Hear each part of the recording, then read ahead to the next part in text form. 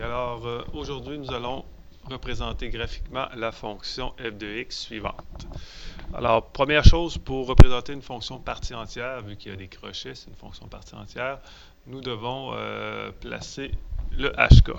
Alors, première étape, le hk dans cette fonction-là est égal à quoi? J'ai mon h qui est juste ici et le k qui est à la fin. Donc le h, on sait que la fonction c'est f de x est égal à a partie entière de b parenthèse x moins h plus k. Alors si j'ai x moins 1, ça signifie que le h est égal à 1 et que le k ici égale 2. Donc premier point qu'on peut placer tout de suite sur notre graphique. Ce point-là est un point qu'on dit fermé. Donc c'est toujours, le hk est toujours un point fermé. Donc, je viens de tracer sur mon graphique.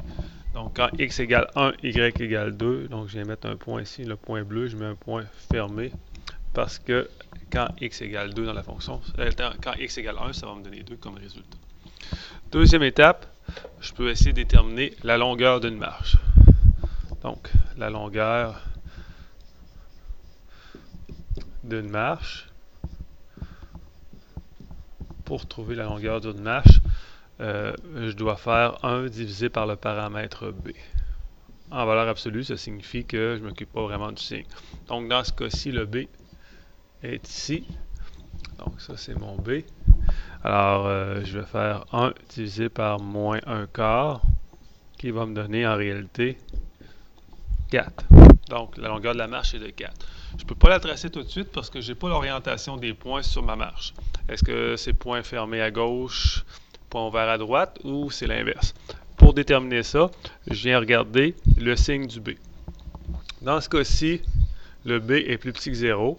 Ça signifie que j'ai point ouvert à gauche, point fermé à droite. OK, la marche mesure 4 au total, de là à là. Donc, pour tracer ma première marche, je viens mesurer 4. Alors, 1, 2, 3 et 4. Je viens mettre mon point ouvert ici et je viens tracer mon segment. Alors, pourquoi mon point ouvert est à gauche? C'est que le B est plus petit que 0 et ça a occasionné une réflexion par rapport à l'axe des Y. Troisième étape, je peux déterminer la distance ou la longueur d'une contre-marche. Donc, la contre-marche, longueur d'une contre-marche. Pour déterminer ça, la longueur d'une contre-marche est égale à la valeur absolue du A. Donc, le A se retrouve juste ici, devant la partie entière. Donc, valeur absolue de 3, ça nous donne 3. Donc, ça veut dire que la marche mesure, pas la marche, mais la hauteur entre les marches est de 3. Est-ce que je viens placer ici un point ouvert là et faire ma marche de ce côté-là? Ou je m'en viens de l'autre côté ici, mettre un point fermé et faire une marche de ce côté-là. Comment je fais pour déterminer ça? Je regarde les paramètres A et B. Il faut que je les regarde ensemble. Donc, A est plus grand que 0, B est plus petit que 0. On sait quand les paramètres sont opposés, de signes opposés, les paramètres A et B, ça signifie que la fonction va être décroissante. Alors, si ma fonction est décroissante, ben, je n'ai pas le choix. Quand je vais vouloir tracer ma marche, ma contre-marche qui est à 3 de haut, je vais venir la placer ici, à moins 3,5, pour créer une fonction qui est décroissante.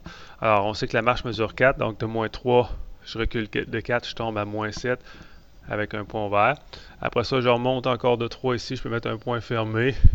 Et j'ai complété le graphique de ce côté-là. Même chose vers la droite.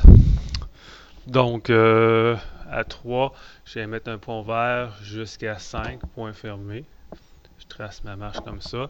Et l'autre marche va être 3 plus bas.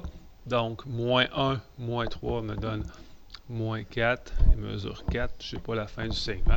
Alors, voici le graphique d'une fonction partie entière. Comment le tracer?